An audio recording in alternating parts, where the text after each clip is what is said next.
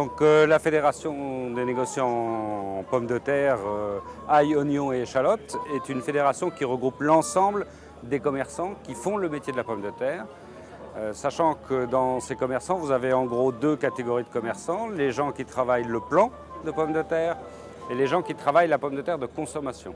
Alors les différents métiers de fait des pommes, vous avez tout d'abord les obtenteurs dans la partie plant, vous avez les obtenteurs en plant et puis les collecteurs. Donc les obtenteurs sont des gens qui font de la recherche et qui recherchent des nouvelles variétés, les variétés de demain. Et puis les collecteurs, c'est ceux qui les vendent. Et puis dans la filière consommation, vous avez les gens qui conditionnent, donc qui font les emballages et qui vendent les produits beaucoup sur le marché intérieur, dans la grande distribution par exemple.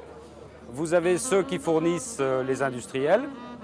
Vous avez ceux qui font de la 5e gamme. La 5e gamme, on ne va pas rentrer dans tous les détails, mais c'est les produits qui sont déjà préparés et qui sont prêts à l'emploi.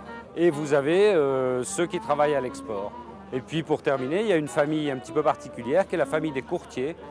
Donc ce sont des gens qui ne font pas d'acte commercial, c'est-à-dire qui n'achètent pas et qui ne vendent pas, mais qui ont une commission sur la vente de la pomme de terre. Ce sont des intermédiaires. La connaissance du marché, elle existe d'une part par les études qui sont faites, et d'autre part parce qu'il y a un certain nombre de produits qui répondent ou qui ne répondent pas au marché.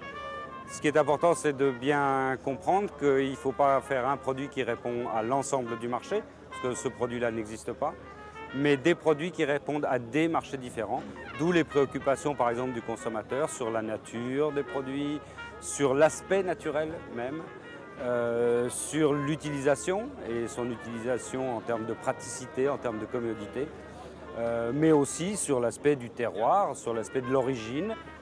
Bref, ce sont des moyens d'approcher le consommateur et de répondre à ses attentes. En ce qui concerne les perspectives d'évolution, c'est toujours coller le plus près possible au marché, puisqu'on est un marché libre. Donc on a une nécessité d'adaptation perpétuelle et continuelle au marché.